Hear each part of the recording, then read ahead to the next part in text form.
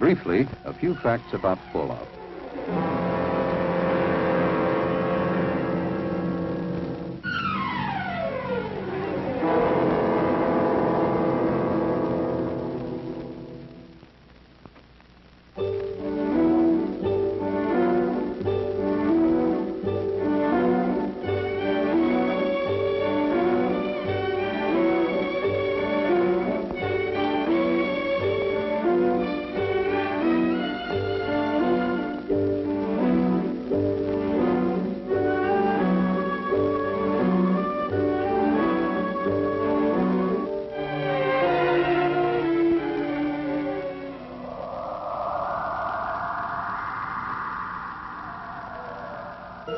To begin with, it may be surprising to know that radiation is something we live with every day.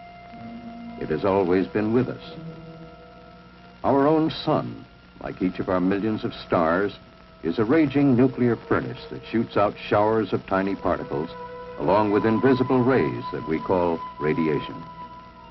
In an average lifetime, a person might expect to accumulate about 10 Roentgens, not enough to affect his health.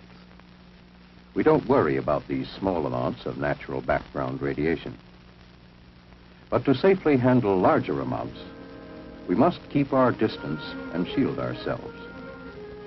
For as the amounts increase, so do the dangers. The amount of energy generated by a nuclear explosion is enormous. Near the crater area, there is almost total destruction from blast and heat. Now large amounts of pulverized debris and molten earth are pulled up into the mushroom cloud. The radioactive atoms produced in the explosion join with the particles of earth and debris. The mushroom-shaped cloud forms and climbs higher. It now contains billions of highly radioactive particles that we call fallout. The winds of the upper altitudes blow on the cloud, sending it in one or more directions. Some of the lighter particles may remain suspended in the atmosphere for days and travel thousands of miles before landing. But the heaviest particles drop to the ground within 24 hours. These are the most hazardous because they emit the largest amount of nuclear radiation. 100 miles from the explosion, they are about the size of table salt or fine sand. Within an hour, after a massive enemy attack, fallout would begin to be a serious problem in the vicinity of any nuclear ground burst. 7 hours later, the threatened areas cover more and more of the country as prevailing winds expand the fallout in downwind patterns. 24 hours, 48 hours, without shelter, millions would face death. Many people have difficulty understanding how silent, invisible rays, which cannot even be felt, could be so damaging. Our bodies are made up of millions of cells. They're the building blocks of our blood and tissues. When radiation penetrates the body, the cells are injured. Most of them can repair themselves if the total dose over a period of time is not too high. But if radiation continues, the cells will be destroyed beyond repair. We measure radiation in Roentgens. If people received more than 200 Roentgens within a few days, many would be sick, and some might require medical care.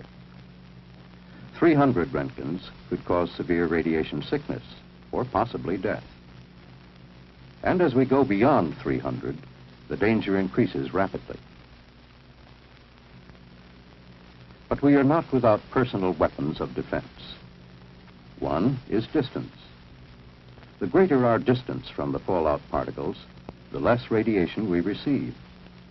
Radiation from particles 50 feet away, for instance, would not affect us as much as from particles a few feet away. You would receive less radiation in the middle of a tall building than on the top or bottom floors, because there would be more distance and partitions between you and the source of the radiation, the fallout particles covering the roof and the ground around the building. Only an insignificant amount would get inside. And along with distance, we have the most important defense, mass. Any material with enough weight will keep the penetrating rays from hurting us. Concrete, steel, and heavy construction materials provide good shielding from fallout radiation. And so would 2 feet of earth. And the greater the weight of the material between us and the fallout, the safer we would be. Taking a house as an example, it offers a small amount of mass and distance from radiation, but not enough protection in an area of heavy fallout. The fallout shelter is the best defense, whether in the basement of a single-family home or a large community shelter in, say, an apartment building. It offers the kind of protection from radiation you probably would need in case of nuclear attack. And along with mass and distance, we have a third invaluable ally, time. For deadly as radiation is, it has a fortunate weakness, a rapid rate of decay. Suppose a nuclear explosion takes place at 12 noon. By 1 o'clock, let's assume all the fallout is down. Then the total residual radiation would be at a high level. By 7 o'clock, it's down to 1/10. In 2 days, though still dangerous, it's only 1/100th.